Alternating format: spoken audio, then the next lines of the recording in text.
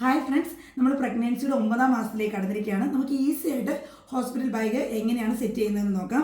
നമുക്ക് ആദ്യമായിട്ട് വേണ്ട ഡോക്യുമെൻറ്റ്സ് നമ്മുടെ എല്ലാ ബ്ലഡ് ഇൻവെസ്റ്റിഗേഷൻ, അതുപോലെ തന്നെ സ്കാനിങ്ങിൻ്റെ റിപ്പോർട്ടും വേണം. പിന്നെ അമ്മയും കുഞ്ഞും കാർഡുണ്ട്, മാതൃ ശിശു സംരക്ഷണ കാർഡ്, നമ്മുടെ ഇമ്മ്യൂണൈസേഷനൊക്കെ കുഞ്ഞിന് കൊടുക്കുന്ന ഫസ്റ്റ് ഇമ്മ്യൂണൈസേഷനൊക്കെ നമുക്ക് ഇതിനകത്ത് രേഖപ്പെടുത്താൻ വേണ്ടിയുള്ളതാണ്. ഇനി ഗവൺമെൻറ് ആശുപത്രിയിലാണ് ഡെലിവറി എങ്കിൽ നമ്മുടെ ആധാർ കാർഡ് വേണം, അതുപോലെ തന്നെ ഒരു ബാങ്ക് പാസ്ബുക്കിൻ്റെ ഒരു കോപ്പി വേണം, അത് JSSക്ക് വേണ്ടിയുള്ളതാണ്. ഇത്രയും ഡോക്യുമെൻറ്റ്സ് ആണ് നമ്മൾ എടുത്ത് വെക്കേണ്ടത്.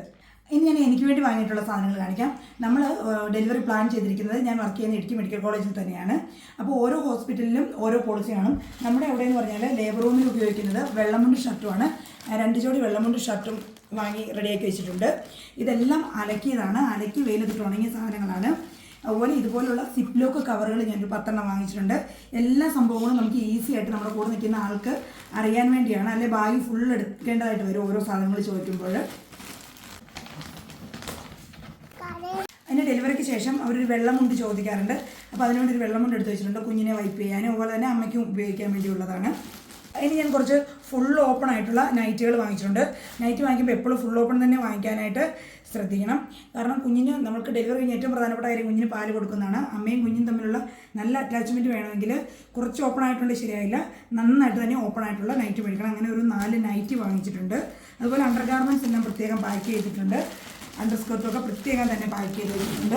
അതുപോലെ 2 ബെഡ്ഷീറ്റ് വാങ്ങിച്ചിട്ടുണ്ട്. പിന്നെ ഞാൻ ഹോസ്പിറ്റലിൽ യൂസ് ചെയ്യാൻ വേണ്ടി ഒരു ചപ്പലും കൂടെ വാങ്ങിച്ചിട്ടുണ്ട്. ഇനി കുഞ്ഞിന് വേണ്ടിയുള്ള എല്ലാ സാധനങ്ങളും ഞാൻ സെപ്പറേറ്റ് ആയിട്ട് ഒരു ബോക്സിലാണ് വെക്കുന്നത്. കുഞ്ഞിന് വേണ്ടി പണ്ടുള്ള ആളുകൾ പറയുമായിരുന്നു കുഞ്ഞുണ്ടായതിനു ശേഷം മാത്രമേ കുഞ്ഞിന് വേണ്ടിയുള്ള സാധനങ്ങൾ വാങ്ങിക്കാവൂ എന്ന്.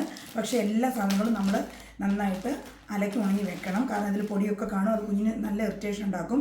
ഇത് ബേബിയെ റിസീവ് ചെയ്യാൻ വേണ്ടി ഒരു ടവല്, പിന്നെ കുറച്ച് കുട്ടിയുടുപ്പുകൾ, ഒരുപാട് സാധനങ്ങളൊന്നും വാങ്ങിച്ചിട്ടില്ല, കുറച്ച് കുട്ടിയുടുപ്പ്, പിന്നെ കുഞ്ഞിന് വേണ്ടിയുള്ള നാപ്കിൻ, കുഞ്ഞിനെ കിടത്താനുള്ള ടവല്, ഇതെല്ലാം സെപ്പറേറ്റ് ആയിട്ട് സിപ്പ് ലോക്ക് കവറുകളിൽ വെച്ചിട്ടുണ്ട്. അതുപോലെ കുറച്ച് ഡയപ്പറും കുഞ്ഞിന് വേണ്ടി വാങ്ങിയിട്ടുണ്ട്, വൈപ്സും വാങ്ങിയിട്ടുണ്ട്. ഓക്കെ, ഇനി ജനറലായിട്ട് കുറച്ച് സാധനങ്ങൾ വാങ്ങിച്ചിട്ടുണ്ട് ഹോസ്പിറ്റൽ ആവശ്യത്തിന് വേണ്ടി. കാസറോള്, ഫ്ലാസ്ക്, പ്ലേറ്റ്, സ്പൂണ്, അതുപോലെ കപ്പ്, അതുപോലെ ടോയ്ലറ്റിലേക്ക് യൂസ് ചെയ്യാൻ വേണ്ടി സോപ്പ് പെട്ടി, സോപ്പ്, പേസ്റ്റ്, ബ്രഷ്, പിന്നെ ഒരു ചീപ്പ്, പിന്നെ കുറച്ച് പേപ്പറും, അതുപോലെ തന്നെ നമ്മൾ ഉപയോഗിക്കുന്ന ഡ്രസ്സുകളൊക്കെ വയ്ക്കാൻ വേണ്ടി ഒരു കവറുണ്ട്. ഇത്രയാണ് ഹോസ്പിറ്റലിലേക്ക് കരുതിയിരിക്കുന്നത്. അപ്പോൾ ഇതെല്ലാം കൂടെ ഞാൻ ഒരു ബിഗ് ഷോപ്പറിൻ്റെ അകത്താണ് സെപ്പറേറ്റ് ആയിട്ട് വെക്കുന്നത്. അപ്പോൾ ഇത്രയേ ഉള്ളൂ ഫ്രണ്ട്സ്. Thank you.